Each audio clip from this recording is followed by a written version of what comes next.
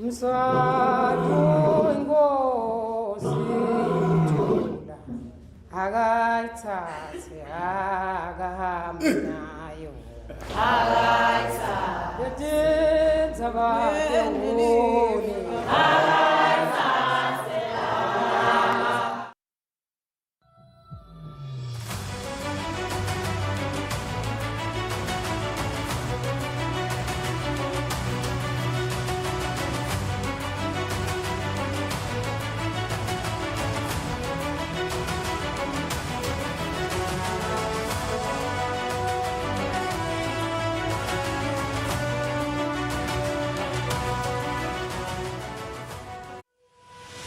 Make better money choices.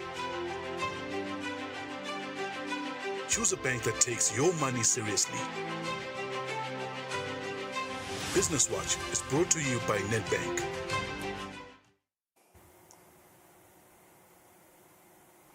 All right, it's 1400 hours. Good news as we start the program, Lulu. Inflation has dropped, and Sanela Sbi, our economist, will chime into that, I believe. Yeah. You know, we love conversations around, you know, the developments within the Strait of Hormuz. Yeah. Because I know we all struggle with gas money. Oh, yes, we do. That is good news indeed. We look forward to that interview. Good afternoon. This is Nedbank Business Watch. Thank you for tuning in. We are live on our YouTube page, Eswatini TV, and on DSTV as well, channel 286. Yeah, all right. We have two key developments that look at our economics as the Kingdom of Eswatini. First, perhaps a question: are weak enforcement mechanisms undermining product quality and business standards?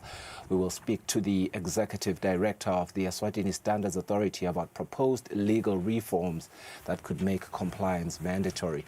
And then, of course, with inflation ticking up and global oil prices climbing, we ask what it all means for your wallet, what it means for your businesses, as well as the broader economy, as economist Sanela Sbi helps us connect the dots. Yeah, all right. And later on the program, we recap on Nedbank's digital banking products and also get an insight on the advantages of digital banking, the types of platforms Nedbank has for its clients, and so much more information. Do stay tuned. For now, let's take a quick ad break and come back with our business news.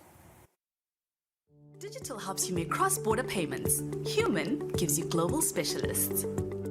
Digital allows you to apply for a loan anytime, anywhere. Human connects you to credit experts. Digital puts you in control of your money, while Human connects you to wealth advisors. Digital allows you to freeze, unfreeze, cancel, and reorder your card. Human gives you that personal touch. Digital when you want it. Human when you need it. Get the complete private banking experience with Nedbank Private Clients.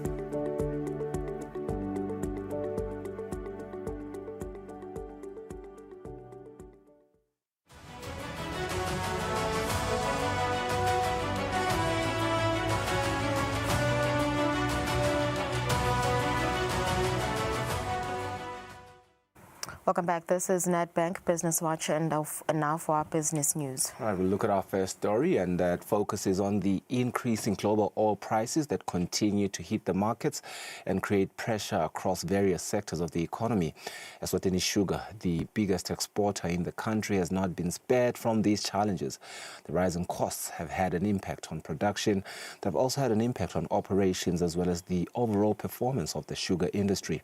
The chief executive, Banele Nyamane, tells us more about the effect of these global price increases on the industry, and that includes the impact on revenue, on exports, as well as the future outlook for Eswatini's sugar sector. We are currently in the process of finalizing our financial numbers for the past season. We will be announcing them to the public by the first week of July.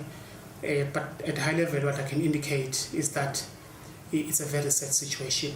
The reduction in the profitability of the industry has really worsened as a result of all these pressures that have come in at the same time. I think one needs to note that it's not common in our industry whereby all negative factors materialize at the same time. But unfortunately, we saw that in 2018 26, where the sugar price went down, fuel went up, the weather was also not conducive to our operations. So when you combine all those factors, our members are going to really feel the impact, unfortunately. The International Trade Center, ITC, with support from the European Union, has trained 19 meat inspectors from various sectors, including the private sector, in meat grading. According to the ITC, meat grading goes beyond determining fitness for consumption by assessing quality characteristics that can enhance value and competitiveness. Johan Maritz of the South African Meat Industry Company says grading is essential as it will provide greater access to international markets. Training was about the red meat classification, so we have different meat products and we put it in certain classes so the consumer will know what they are buying. So when we talk about a young animal, for example, we know it's a class A, and then there's not too much fat, it's a lean carcass, we'll give it a fatness class 2. So that will tell the consumer exactly what they are buying, the quality of meat they will get and that's linked to a price. It will also help the farmers to better produce what the consumer wants. So if the consumer preference is younger animals with less fat, then the farmer can produce those animals for the market. The classification system also helps with the trade between different countries. Currently, Namibia and South Africa is using the same system. If Eswatini can also use the same system, there can be more trade between the different countries because we all of us talk the same language.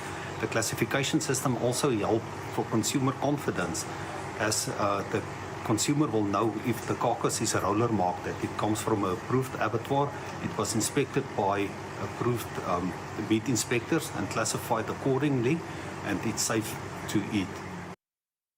All right, on the same note, Begani Magongo, the representative of the European Union, says the EU saw it fit to support the initiative because a strengthened livestock sector has the potential to contribute significantly to economic growth as well as sustainable livelihoods. We believe that the sustainable economic growth is achieved by strengthening local capacities and improving the competitiveness and creating opportunities for people and businesses to thrive. I make special mention of the partnership that we have with the ministry and every stakeholder in the room, because as the European Union, we no longer look at ourselves as a donor. We don't look at ourselves as a funder. We don't look at ourselves as a sponsor, but we look at ourselves as a partner. We would want to partner with you in all avenues that you've probably been going and seeking to achieve. So today's ceremony marks an important milestone in Eswatini's journey towards establishing the national meat grading system, and I think a functional meat grading system has the potential, of course, to transform the livestock sector in many ways. First, it would actually improve the food safety and consumer confidence. Now, consumers deserve assurance that the meat that they purchase is of quality and is of high safety standards. And so a transparent grading system provides this confidence by ensuring consistency and accountability throughout the value chain. Right, and that's it for our business news. It's 8 minutes after 2. The Eswatini Standards Authority. After the break, we'll speak to the ED, the Executive Director, Mr. Mhlanga. Stay with us.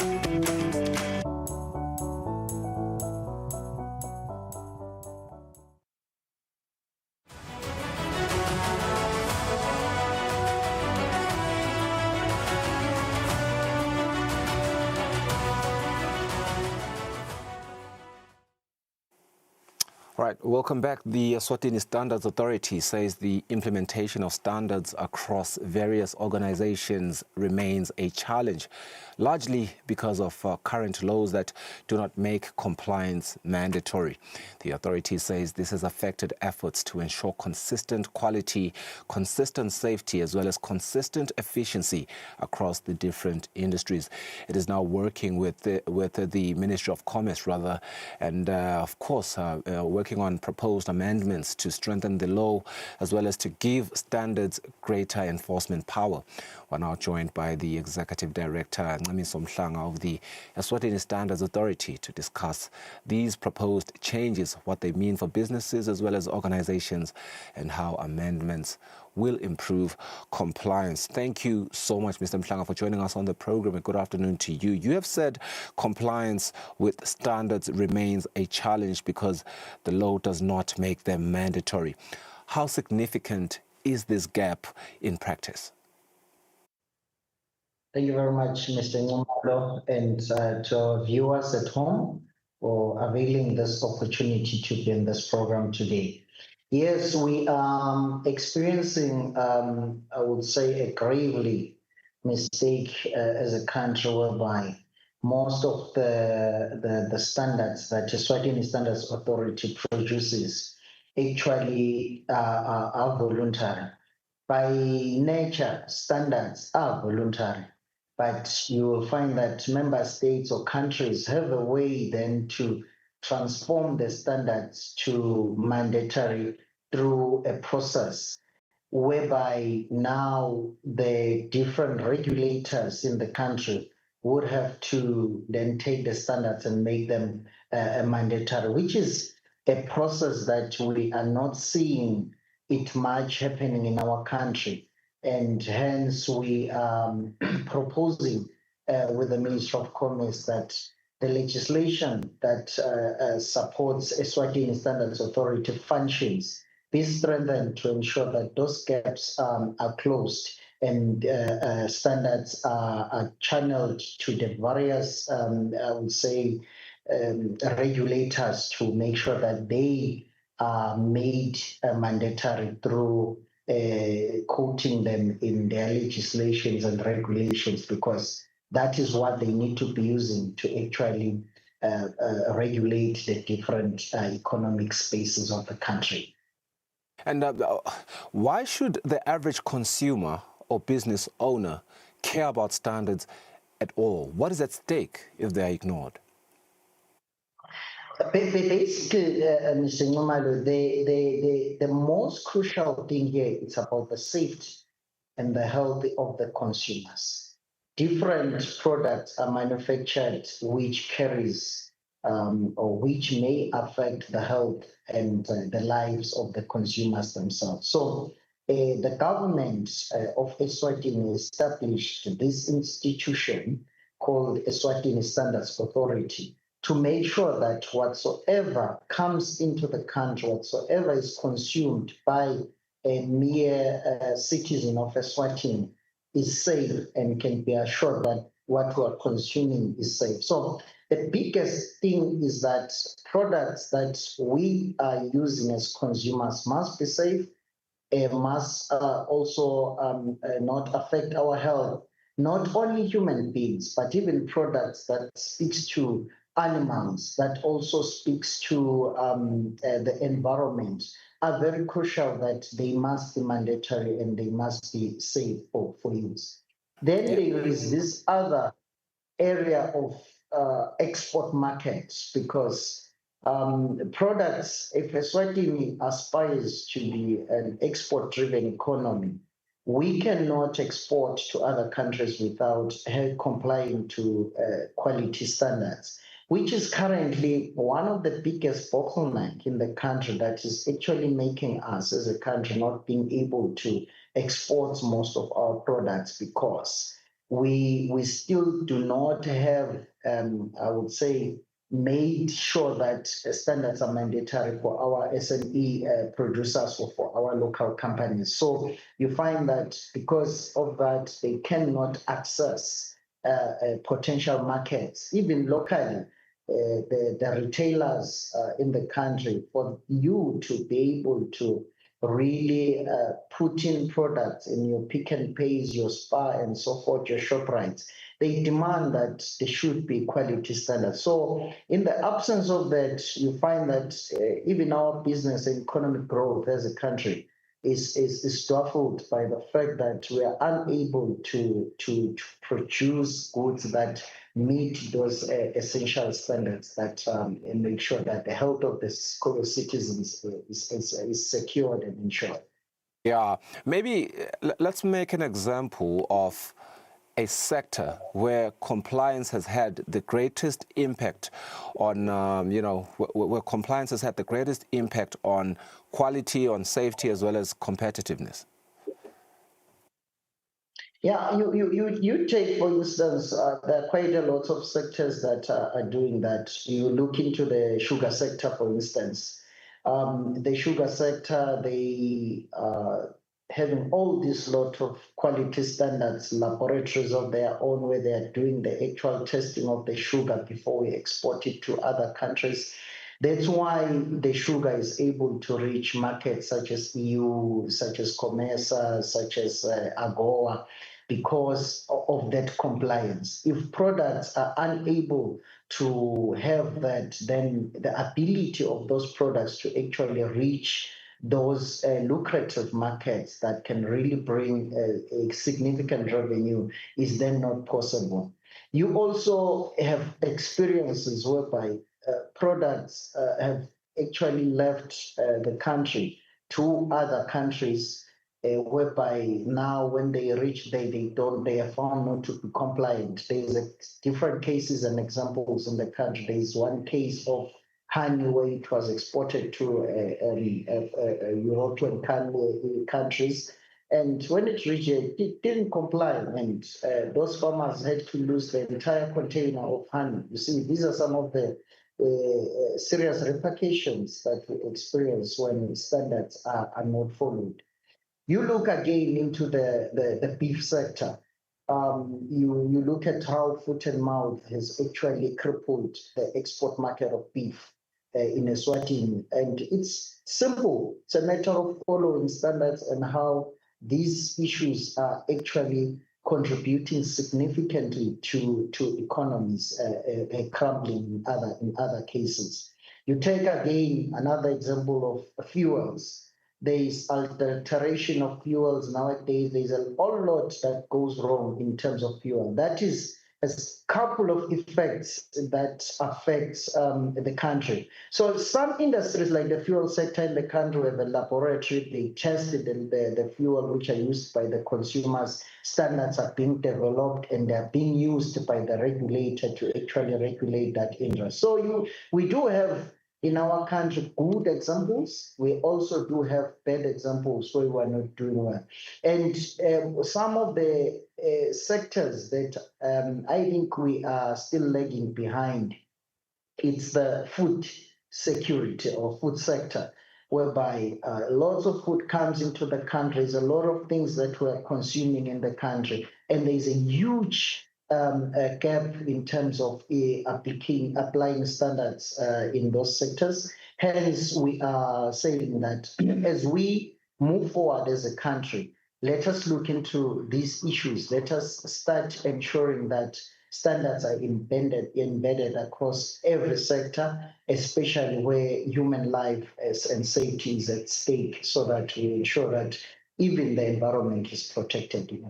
Yeah, but I wonder, will the new framework then have penalties for organizations that fail to comply, or the emphasis is just mainly going to be on, education and support for now? It's going to be both. We are still a growing economy, but we are also having ambitious programs. Like, for instance, we've got a program where we want to make Eswatini an export-driven economy through the program of action that government has launched.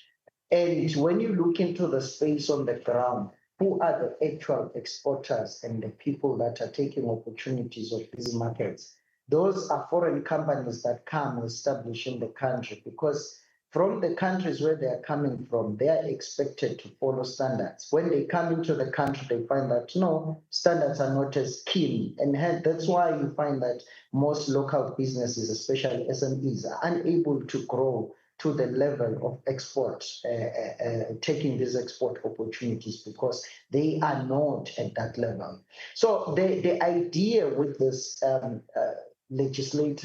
proposed legislative arrangement is that let us make certification of products, especially those products, to be mandatory. If you're a producer of a product that has to be consumed by people, we need to know how have you developed that product? What is in that product? We need to test that product. So those elements, we plan that they will be mandatory. But products that do not probably will cause danger to a human being or to a human health or the consumer's health, we can leave them voluntary, because it is up to that consumer to choose whether they want to use an inferior product or they want to use a product that is of quality. However, when it comes to products that really affects them in terms of their health, in terms of their life, we want to make sure that they are consuming something that is safe. And when products are also imported into the country, they are safe products. You will then note normally within there are products that are imported from other countries. Now we import products from China, different parts of the world coming into Eswatini. And some of these products are too inferior. Just recently in the newspaper today, there is a product with a 50% alcohol content being consumed in the country, where there are laws and everything. So these are some of the things where we then say that penalties will have to kick in, because people are not following those standards. So there will be a combination of saying there will be penalties, there will be also issues of training and building awareness to special local consumers and producers. And of course, that to cushion that, we are coming up with other programs such as the Ingelo, which is meant for SMEs to say, like, look here, government is willing, working with SWASA and SEDCO, is willing to ensure that they cushion the consumers and ensure the producers, and to ensure that these certification costs that are going to be mandatory, at least you can be supported for the start, so that you get a footing, your product gets into the market, your volumes increases, you start employing more people, then you can sustain your certificate, your mandatory certification. It's not a sort of a very aggressive approach that we want to do, but we want to bring a consistent compliance to the laws, and ensure that we support them as they grow, but also ensuring that consumers are safe from what they are consuming. Yeah, my initial question, or my opening question to you was, of course, having seen, the challenge that continues to remain, and the gap that you therefore saw in order for you guys to propose these key amendments. You did hint on the key amendments, but I want to give you the last, opportunity to speak now as we close our conversation, to highlight those key amendments that are being proposed here.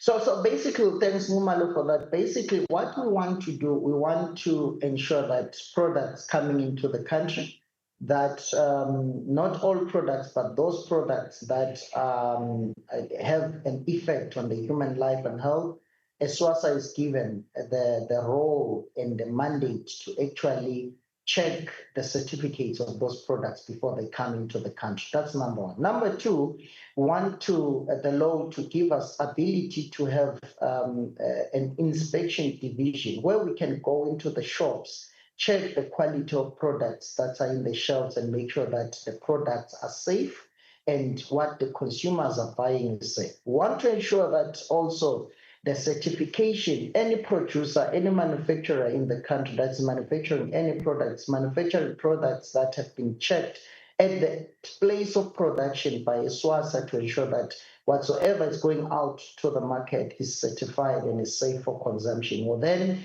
there is also issues of penalties that we want to strengthen so that if people breach that, they may know that there will be consequences to that. Then there are other elements, regulation that needs to be developed for all these things to happen. But we also want the legislation to give us authority to hold other regulators to do their functions, because some of the things that are done, they are done by different regulators. For instance, you've got your municipalities that are actually having the mandate to check products in the urban areas. We don't want to take the mandate from them. We don't want to probably remove anything, but we want to strengthen them and say that goods now that you are checking, they must also be carrying mandatory certification, especially so that when they check, they are not only checking expiry dates, because the tendency is that when we talk about good safety, we only talk about the expiry date, yet it goes far beyond the expiry date. It goes in terms of how the product is actually made. So those are the things that we want to address. And of course, we want to strengthen the testing capability of the country, ensure that we've got laboratories that are actually going to be required to do this mandatory testing are in place so that our country can be an export-driven country. Thank you very much. Kabako, thank you so much for your time as well as your insights. That is Mr. Mhlanga, the Executive Director. We'll go for a net break now. Sanele Sibiya on standby to join us virtually, and we talk all things inflation that has ticked up and its implications.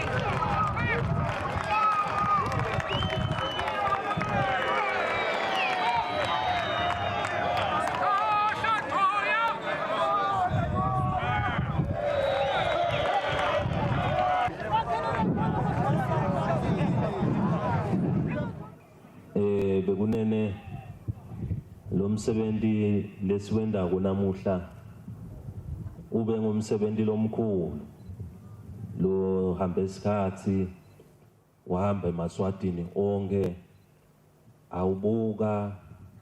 awubuka ngeliso leliqophele ukuthi konke lesikwendako ugcine livela kangwane ulakhele nini bekunene ingozi kuthula akayithathe akahambe nayo akayithathe yedenza abadewone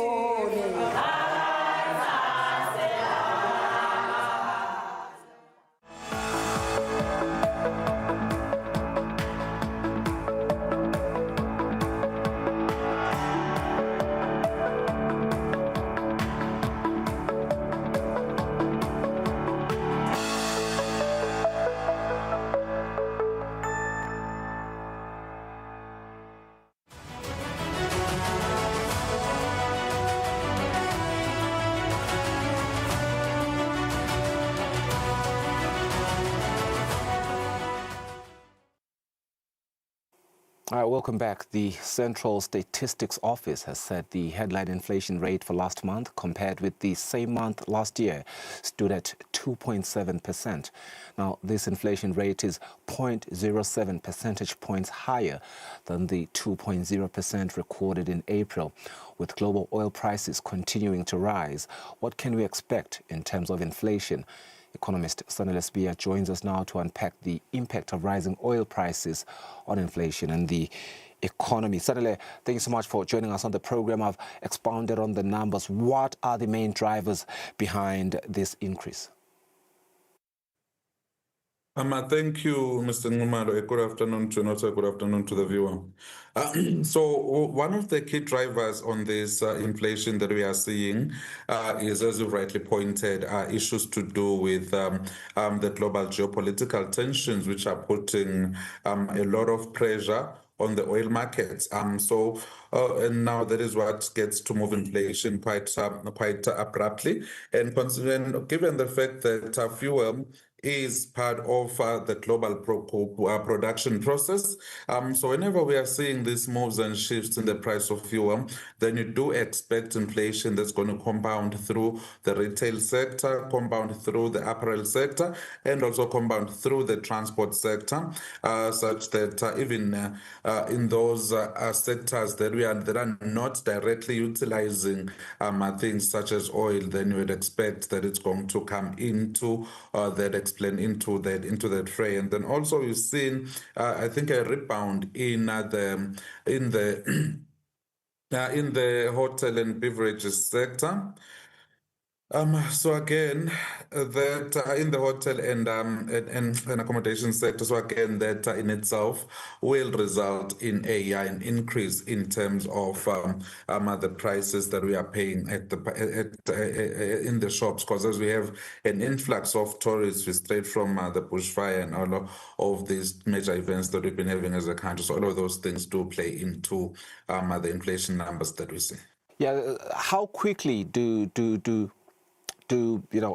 high oil prices typically filter into now household budgets as well as pressures felt by consumers?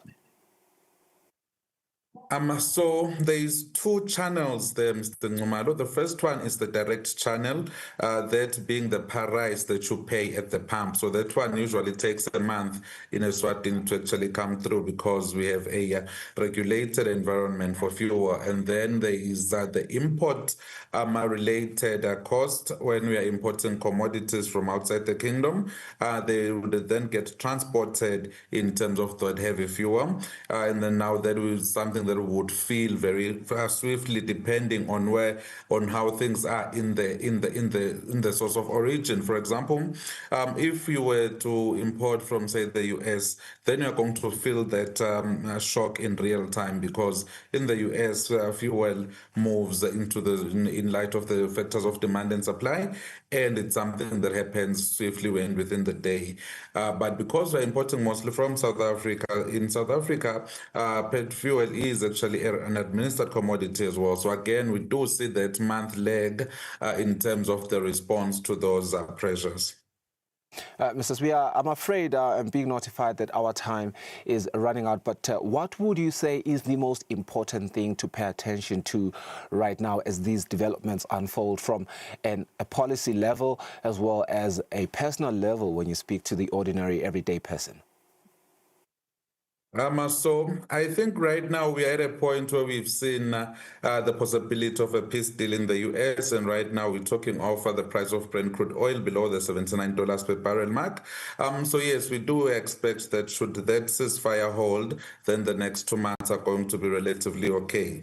And then going forward, we should expect a downward decline in terms of the price of fuel, but in terms of the magnitude in inflation, we are not sure how that is going to be, depending on which other factors are going to be on the increase. So on a policy perspective, it would be, let us just continue with the strategic oil reserve, and let us also try to find ways to make sure that we can have our own fertilizers in country, and personally make sure that you are continuing to save and live as if you do not see any relief, because this is a shock that is caused by geopolitical tension, which is not yet clear in terms of when it's going to end.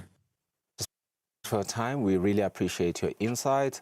As always, analysts, we are chiming in to the rising, or rather the ticked up inflation rate, as well as the implications that they have on you as well as your business. We'll go for an ad break now. The show continues when we return. Stay with us.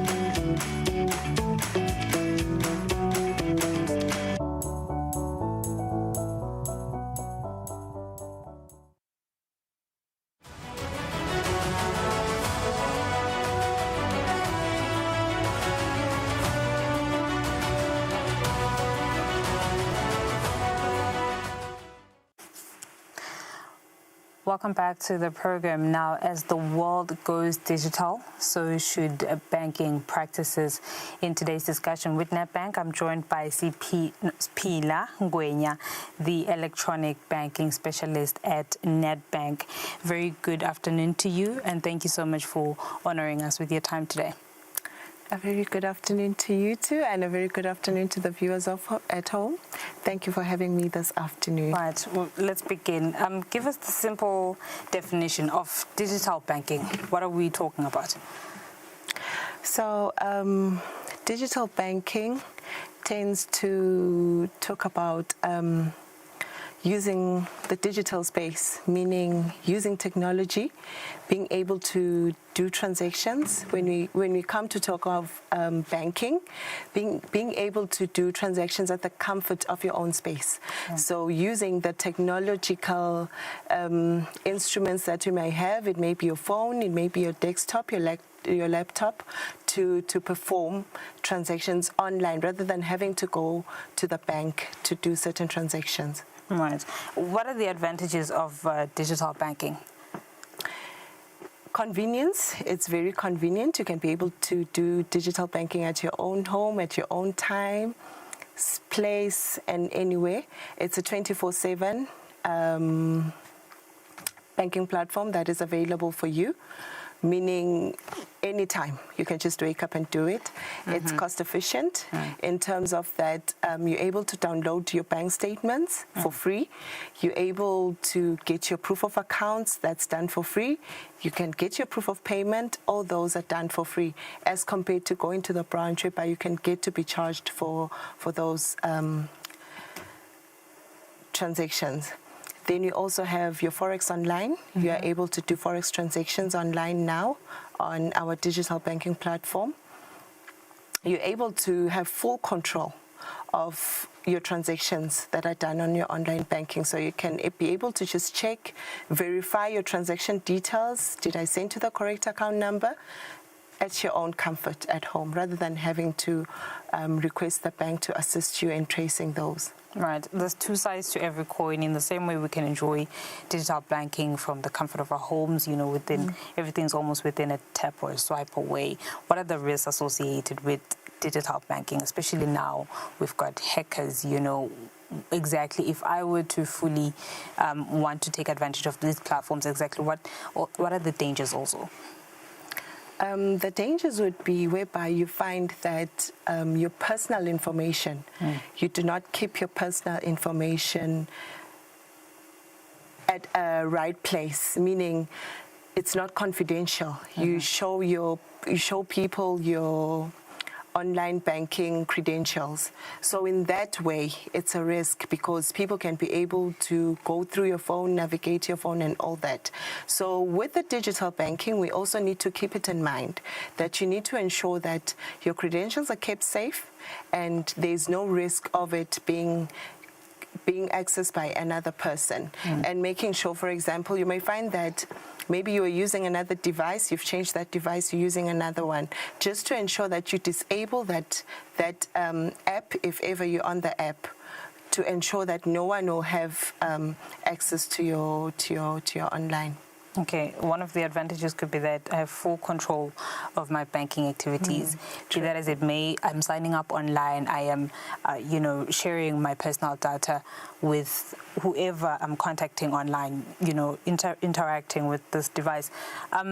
Exactly, then how do I safeguard this information? How do I ensure, is there assurance that it doesn't get to a third-party person?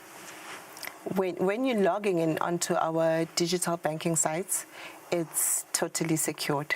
There's no way that someone can go into the digital banking. So the only way is if I am the one who can, if there could be a leakage to my credentials in terms of me giving a third party or me putting them in such a way that someone else can be able to see my credentials. Yes. So you're saying it's safe? It's a secured. By all means. It's a secured. Right. Yes, as I can mention, when you're logging in onto our online banking, it's secured at Nedbank.co.za. .co.za. Even if you're going onto our corporate online, it's business.secured at nedbank.co.za, just to ensure that it's a secure place that you can go into. Right, information security. What digital banking platforms does Nedbank have for clients? Okay, for the personal banking, we do have the Money app, Money app Africa. That's our app that you are able to download on your phones. We do have the personal online banking. We do have our cell phone banking. That's our string search. And we do have the ATM intelligent depositors, whereby you are able to go and deposit cash outside the branches. Right. Or the other sites where we have those ATTs. Is that for individuals or for businesses? For both. Okay. Then for business, we've got the corporate online banking, and we also have the ATM intelligent depositors. Okay. Now, technology, not everyone is well-versed when it comes to, using apps. Has this been simplified? I mean, do you have features such as being able to change a language or make it a bit more interactive, just for the simple person, for the general person to actually understand, oh, this can actually be quite an easy app to use? Actually, our app is very user-friendly. When you just log in, the steps that you follow, they actually guide you from the start up to the end on how to use them. It's not a complicated one. It guides you that this is where you go for your payments. This is where you go for if you want to transact. For your prepaids, it's actually a very user-friendly app. Right. Let's get into the Nedbank Money Africa app. How do I download the app? You can download the app for the Android users. They can download it on Play Store. For those that use the Apple phones, they can go onto iStore to download the app. Okay. Yes, so they download the Nedbank Money Africa app. All right. Do I need to be a Nedbank client, or I can just simply use the app just for wanting to, excuse me, perhaps to make transactions to any Nedbank account holders? Okay, so anyone can download the app. Anyone can download the app. Even if I don't bank with Nedbank? However, you need to have you need to be a Nedbank client. Okay. Yes. So if you're not a Nedbank client, there is an option of going into the app and stating that you're not a client. So there's an option of become a client. So a notification is sent to our call center agents, whereby they'll be able to contact you and talk to you about how to become, and thereafter they'll ensure that you have a conversation with the consultants by the branch to assist you in maybe opening up a bank account. Okay. Yes, so anyone can download the app. However, you then need to become a Nedbank client thereafter. Right. Now, in that process, suppose I do get someone calling me and saying I'm from Nedbank. How do I know that this person is actually from Nedbank and they're really trying to help me, gain access to the app or being able to navigate it? Okay. So what we normally do is that you have an option of either calling or forwarding your documents to the help desk email.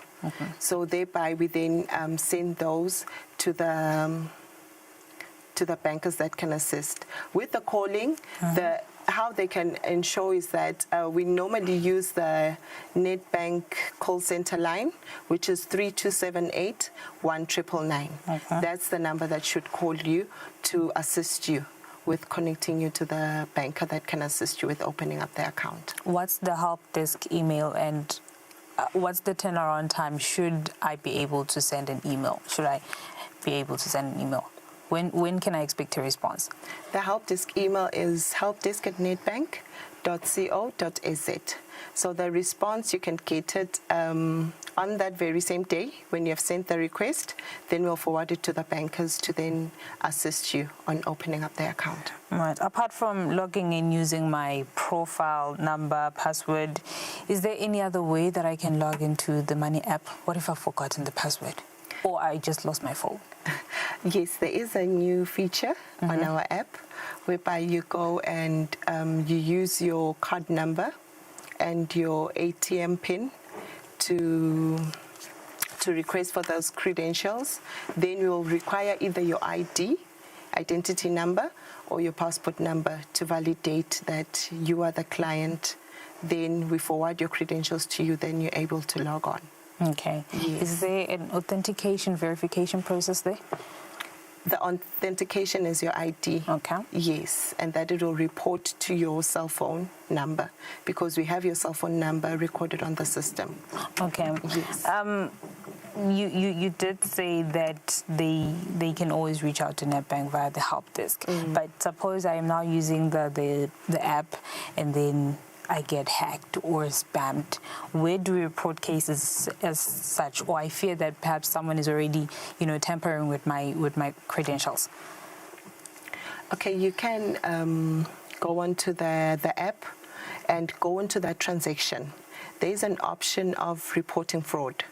So once you click on that report fraud option, then automatically the notification comes through our help desk team, and then they do the follow-ups onto how to assist you there.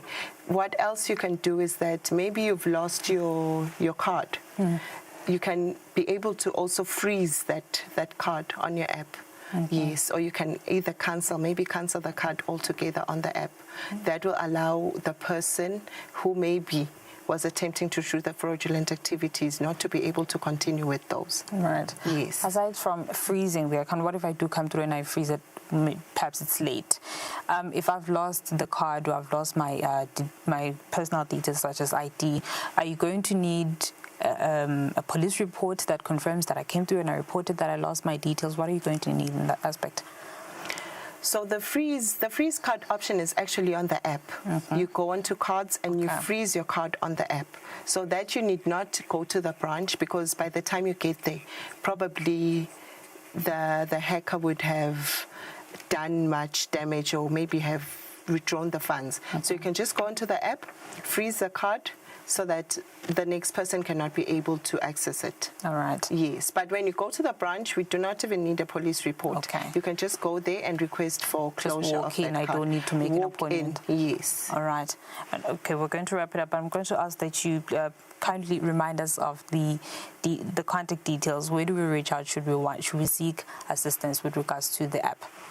Okay, they can call our help desk line. That is 3278 1999, or they can send an email to our help desk email. That's helpdesk@nedbank.co.za. Right. Then they'll get assistance. Pila, Yes. Sorry. Thank you very much for your time. That was Pila Ngwenya, the electronic banking specialist at Nedbank, just filling us in on Nedbank digital banking products. That's all for now. When we come back, stay tuned for more on Nedbank Business Watch.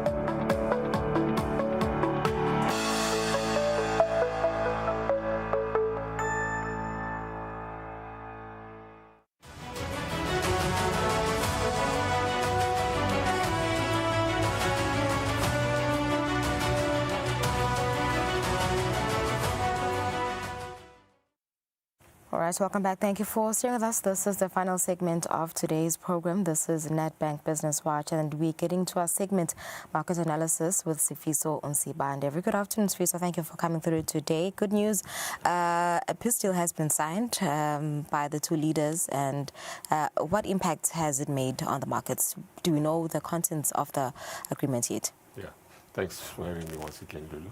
Yes, I think that's the good news that's actually came out, should I say, in the last few days, where both Trump and Iran, because, all along we've been hearing Trump say one thing and Iran saying something else. But this time around there's an agreement that they have reached a deal, whose contents are still yet to be, unpacked on Friday, when they actually eventually even sign and make it official. But what is coming out of it is that it's going to result in the Strait of Hormuz being opened, which already has resulted in the price of oil coming down. I mean, last week when we spoke, we were speaking about $95 per barrel. As of this morning, we were actually sitting at about $80 per barrel. So that's an improvement, a huge improvement. And analysts are already focused in that the price of oil should come down. I mean, the price of fuel and diesel should come down, much to the delight of many consumers like yourself, if you are a person that's driving. But I think the deal actually is imminent and is something that is very important for Trump himself, for two reasons. Number one, the midterm elections coming up in November, where if the price of oil was still where it is, he was going to start losing, clout amongst the American voters. So it's important that a solution is actually implemented now, so that by the time November comes, consumers who would have, sort of either forgotten about it or the positive things that has actually come out of the reduction in oil would have coming through the system for him to then look at favorably, because it was going to actually have a negative impact on the elections come midterm for the Republicans because of this. Because consumers, we all want to vote for the person who makes their lives easier, not for the one who makes it difficult. So yeah, it's positive news coming out of the Middle East war. Yeah, right. You did say that oil prices are going down, but seemingly rates are also going up. Yeah. So what does this actually mean for interest rates? Yeah, thanks for the question. So interest rates are going up because inflation was actually ticking up. If you listen to the Reserve Bank governor of South Africa, who said, look, there isn't much that the central bank can actually do to affect supply shocks, but at the same time, they shouldn't just sit down idly and do nothing about it. Yeah. Because once inflation becomes normal, consumers start getting used to that high level. So he said he's not going to allow that. He will start fighting inflation by bringing it down. And for a very long time, they've moved their target from 4 to 6%. That's their from 3 to 6% rather. So that's the range that normally used to be used by the Reserve Bank. But now they actually prefer an inflation of about 3%. Now, if you look at the inflation rate that really came out of South Africa for the month of May, it's actually sitting at 4.5%, which is now definitely outside of appetite. And the only instrument that the central bank has is to hike interest rates. So they hiked this month of June. There's going to be another sitting in July. Now, with what's happening in the price of oil, it remains to be seen what the next decision will be. But maybe it's going to be a hold, provided that the signing come Friday is something that is actually well received by the market, and then the prices of most of the things that are, especially oil, petrol and diesel comes down, then they might decide to make a hold and say, okay, let's not increase interest rates in the meantime for the month of July until again it's reviewed in the month of August when they meet for another interest rate meeting. All right, let's take a look at currencies this afternoon, Sifiso, and see what's happening today. Yeah, so largely we were seeing the strengthening of the rand against all the major currencies. Last week when we met, the dollar was sitting at about 16.4-ish, about 16.3, 16.4, and the euro was actually around above 19 level. Including the sterling, which was above 22. So now we're seeing the strength of the dollar, the rand rather. Why? Because positive news coming out of the Middle East means that emerging economies are actually gaining, which means all emerging economies, including South Africa. So South Africa, being an emerging economy, is benefiting out of this. But the volatility is still there in the market. It hasn't gone away. Any news really that will show up will actually send this the direction of the exchange rates in one way or the other. Okay. So yeah, moving on to commodities. You did say that oil prices are going down. Let's see what's happening this afternoon. What's the latest? Yeah, as you can see, the price of oil is actually sitting about $81 a barrel. Okay. We hope, as a consumer now, it's going to go further down. So that the pinch at the pump is lenient. But if you see the very interesting is the price of gold. Price of gold has suddenly gone up because now the worry about inflation is sort of reducing. Because if fuel prices come down, oil prices come down, then inflation fears sort of taper off, and then gold once again retains its safe haven status, because if you are looking for a safe haven and you're not worried about inflation, you tend to go for gold, especially if there's jittery in the stock exchange markets, like your JSE, FTSE, and the likes. So that's what it's actually happening with gold. We don't know for how long it's going to be holding up, but if the positive news that are coming out and that we are seeing continue to be sustainable, then definitely gold will continue to be on the upside up until the market gains confidence to go back into the markets now and invest into the stocks. You know, the JSE, FTSE, like I've said, and the S&P. Yeah, just before you get into equities, you mentioned inflation. SA inflation numbers have been released. Unpack those for us. Yeah, so inflation numbers went up 4.5% for the month of May. In the month of April, it was 4%. So it's still, you can see that it's been the curve is on an upward, because the month before that, which is in March, was actually about 3.9%. So that's trending up in an upward direction, which is really, really not good for an already fragile economy. And having said that, we also saw just last week or the week before, the rating agencies actually giving a positive boost to South Africa by rating them higher. So that rating was improved by both S&P and Moody's, which is something that they haven't done in 21 years. So it's positive news in terms of fiscal reforms within South Africa that actually are now getting ticks from the rating agencies to say South Africa is on the right direction in terms of reforming the economy. But now the setback is exactly what's happening now. Prices of everything, prices of food going up, and that is actually that's the one that's causing the inflation to actually tick up on the higher direction. Yes. Okay, so with equities this afternoon, what's happening with the S&P 500? Yeah, so the S&P 500 actually came down slightly because now that, shall I say, the environment is changing. So the profit takers wanted to sell off so they can make quick money. That's basically what you actually saw coming out of the S&P. That's the reason why it went down. It's not because they're not believing in the stocks. It just simply means they are looking at an environment that's now beginning to change. Now they want to take profit taking before they move into other things that they want to invest in. Okay. And then if you look at the JSE, I mean the FTSE, and also the JSE, they went up, positive numbers, because, positive reforms, like I've already said, are actually being announced and actually filtering into the economy, and then investors are actually gaining confidence to go back and pump more money into stocks.